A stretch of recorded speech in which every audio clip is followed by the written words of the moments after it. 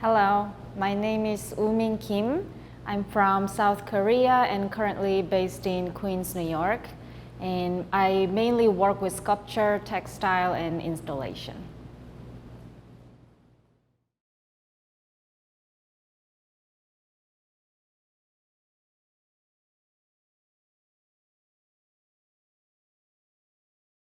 So I was born and raised in Korea, and my childhood was nothing very special, except that I was always kind of odd one in the family.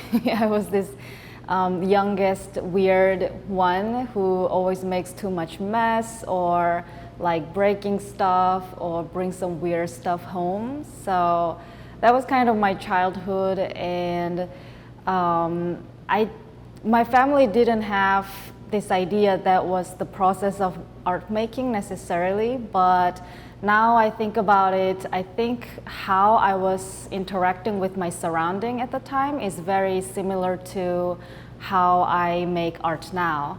So of course I liked drawings and paintings too, so my family had this idea, she likes art, she likes making art and looking at art, but now I think about it, I was always interacting with my surrounding in a very physical way, always like melting stuff or carving stuff on it like furniture and stuff. So now I think about it, I was always kind of making art as far as I remember.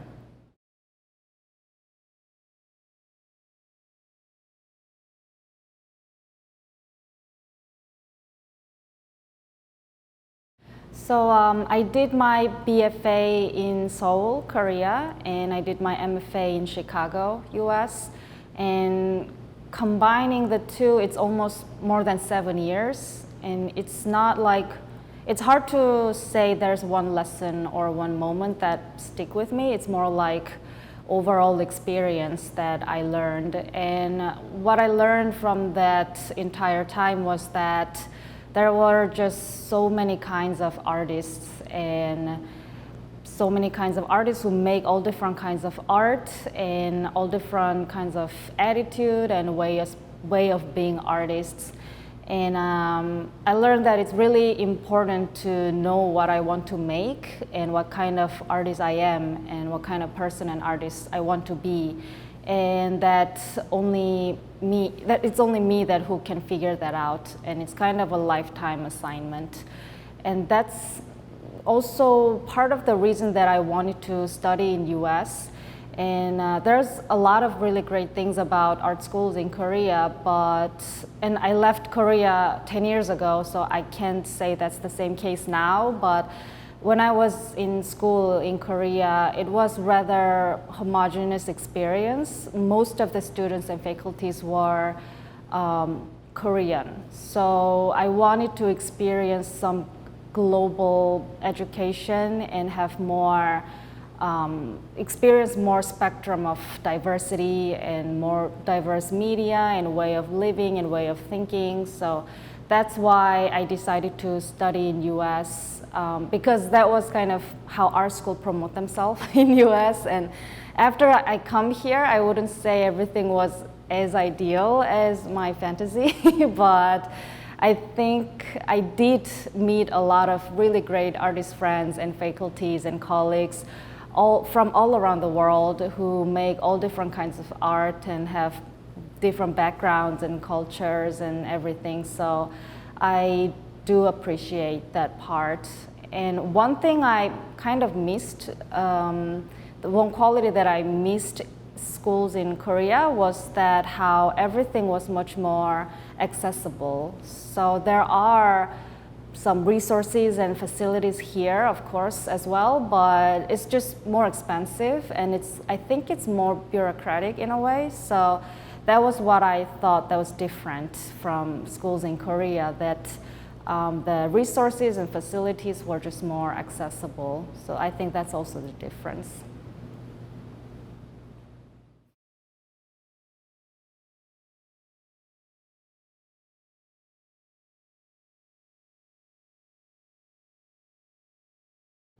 As a person, I think being away from my own country and where I grew up definitely makes me more sensitive to my surroundings.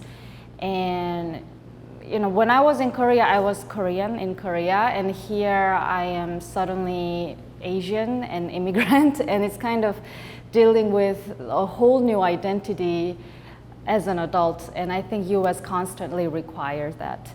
And being an object of othering or discrimination more often than when I was in my own country, definitely it makes me much more sensitive, and it's impossible to not think about the whole system or history or global context of my own country and its relation to US. So yeah, it heightens my sense of all different kinds of systems and everything and my surroundings. And I think that extends to material as well, and I think that affects my artworks and me as an artist. So definitely the way I work with material or think about material changes as well. And one thing I could really retrospectively appreciate being away from home was how rich resource I have inside of me culturally and aesthetically and philosophically. And it's something that I didn't necessarily was very aware of when I was in Korea because I was so immersed in it. And being away from it, I can really see how I see and think about art making and materials are very influenced by my time that I was here in Korea. And it's something very rich and something I can really appreciate.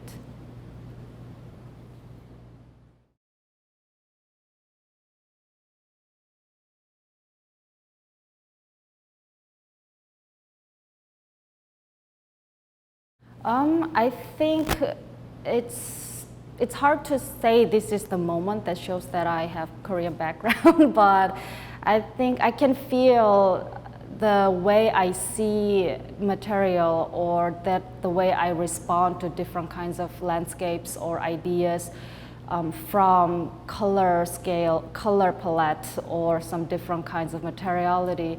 After I come here, I feel that's something that's unique to me and something that is different from people who grew up in a Western context.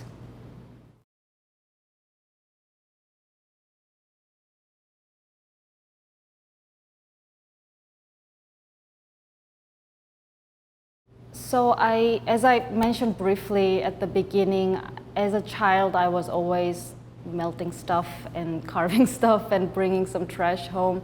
So I think working with found objects and assemblage is really not new practice to me, but embroidery was a technique that I decided to adopt to my art specifically for the project called Earth and Planetary that I made in 2018.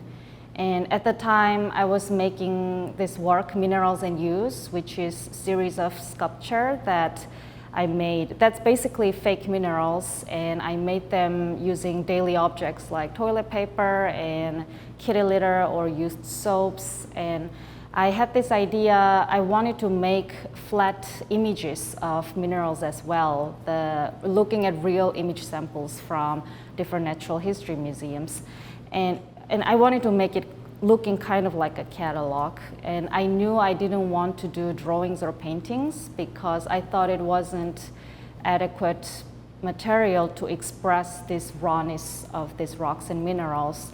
So that's why I ended up deciding embracing this technique of embroidery. And also practically that was a good idea because I wanted to also include daily materials like papers or beads or box tapes with the image, like a collage. And because I was using thread, it was easy to stitch and weave this material on the surface. So that's when I decided to learn embroidery.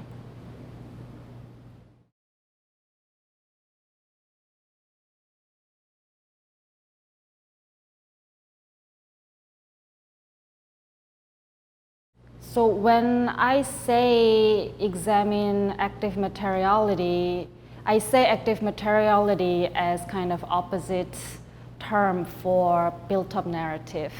So for example, when I look at this aluminum pin that I use all the time, because I'm a sewer, I use that all the time to fix the fabrics or something.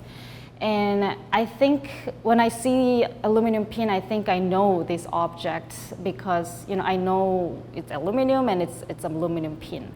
But actually, if I think about what is this material, where does it come from, and who made it, and what kind of manufacturing process it went through before I buy that from the store, I don't know that process at all, and I'm very disconnected from all this background of these objects. So my knowledge and the narrative that I have about this aluminum pin is very shallow and superficial.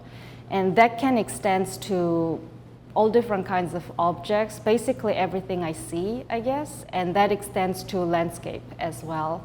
So studying these kind of daily objects and revealing their raw material phase was what I was trying to do in the work Minerals in Use.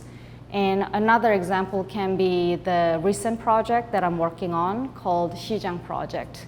So it's a series of quilts that I'm making, and it's all describing landscape of this Xijang, which is street markets in Korea. And I'm from Korea, so I'm very familiar with this place. I used to go there all the time to buy stuff and look at stuff, and it's full of vibrancy and communities and all different materials, and it's really energetic and beautiful place. And I always used to recognize how these kind of Asian markets are described in Hollywood films, and they're often very dark and damp and mysterious. Something dangerous is happening. So I used to recognize this kind of depiction of Asian market in Western context. So then I just used to think that's not accurate. That kind of narrative is popular in US, but it's not accurate. And last year, I really saw the consequence of this kind of false narrative. We all witnessed how it had some violent impact to Asian communities and these Asian markets. So I decided to reproduce and offer some new narrative of these Xijang places that I know and I'm familiar with. So in this project, I am describing this quilt in a very celebratory and very vibrant way, using very colorful fabrics and depicting it in a very colorful way.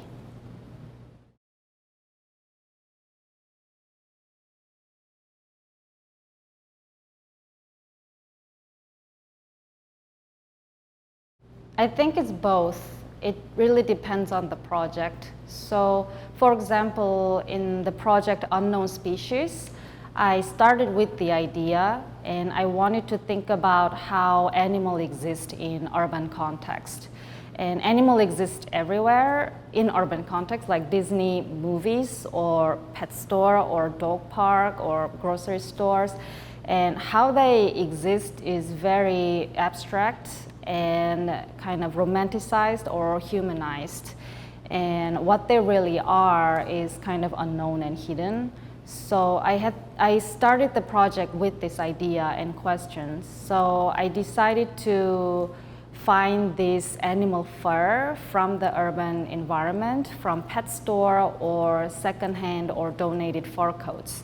So then I collected these fur coats and then I wove them into this large textile that is woven with some pet fur or raccoon fur or fox fur, all different kinds of fur that is collected.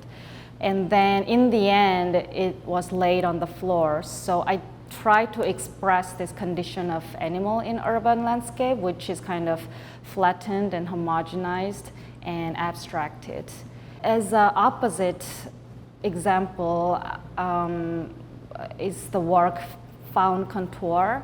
So that work I started from the material. So I was in Chicago at this point when I was making that work, and I started to see this broken liquor bottle in this neighborhood.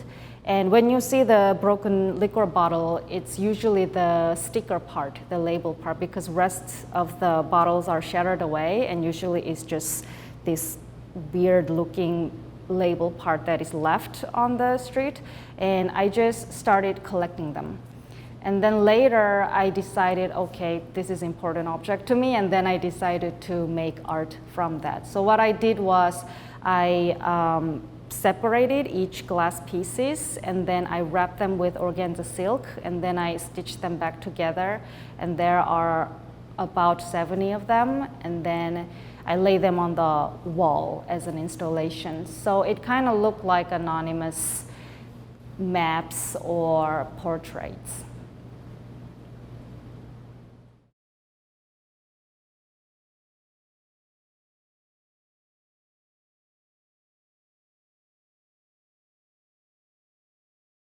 So through the transformation process, I think I really tried to, for me, first of all, for me in the studio, as I mentioned earlier, I tried to study this material, what they really are, and I learned a lot about this material itself that's different than my built-up narrative or stories that I already had about these objects. So it's constant process of discovering the materiality and their own behavior and their own stories from the material. And that is, I think, first what I learned in the studio in the process of transformation. And after I make art, when I install the work or display the work, I hope that could also be the time that material can tell their own story that is different from the narrative that viewers have already.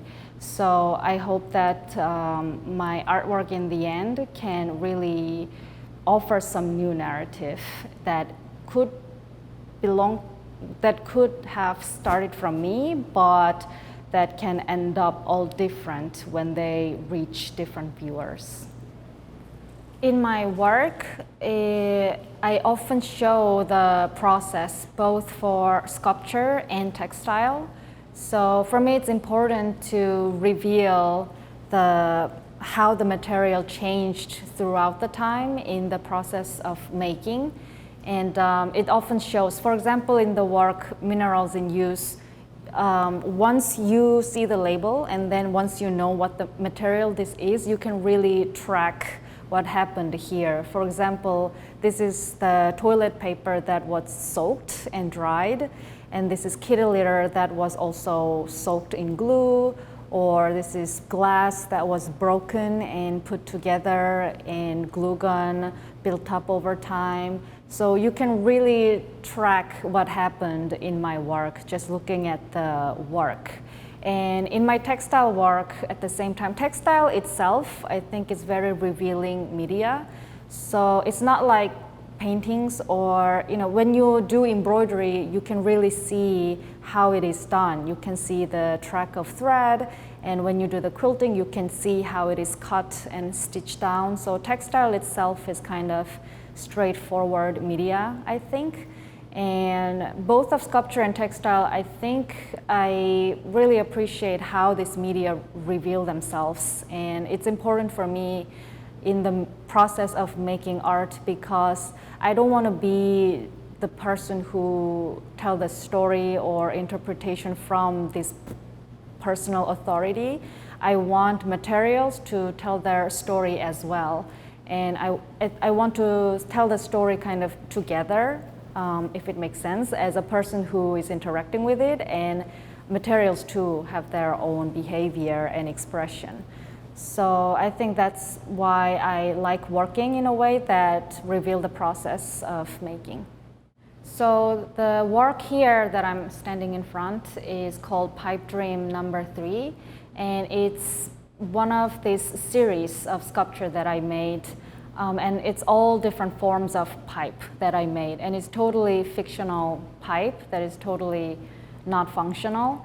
And at the time that I was making this, I was thinking about pipes a lot because I was always thinking about where the material come from.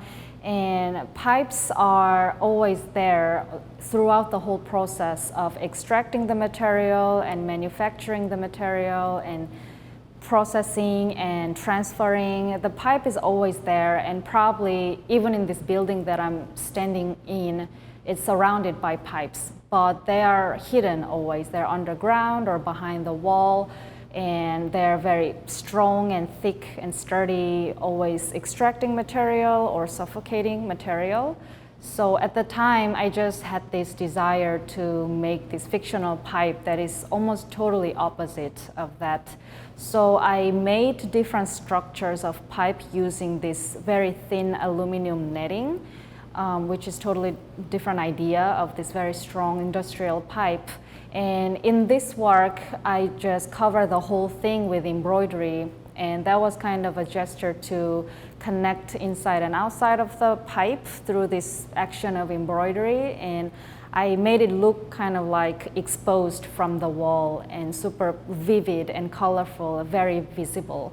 And in different work of the same series, I made more like freestanding pipe, and instead of covering it all with embroidery, I revealed a lot of part of aluminum netting, and I covered it with this fake fur or beading or fish netting to make it look like fungus or skin rash, some organic growth to make it look like contaminated pipe. Chochungdo is a genre of Korean painting, and it means painting of plants and bugs. So I used that, I borrowed the form of the painting to create this work called Chochungdo. And to create the image, I used plastic flowers for the plant's part.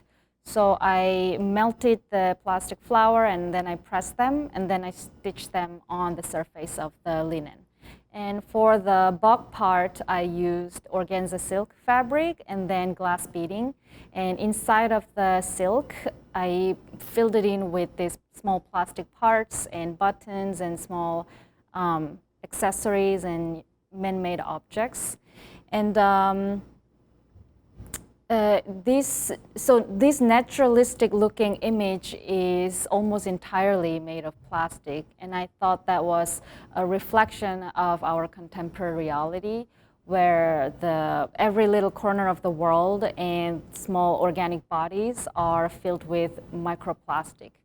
And in the process, I thought about how this idea of human can control the behavior and movement of the material is a total delusion.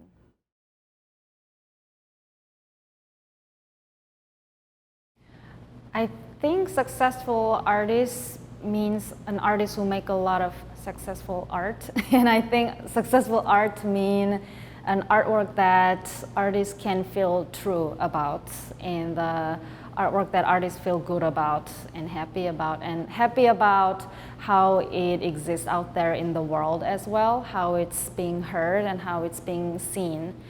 And if I think about myself, I'm happy with most of my work that I make, and I feel truthful about it. And how it exists out in the world, I think there's more things to do, but it's something I think I can't control totally, and I'm trying to not work on that or be sucked in that process too much, because that can affect my time of making art.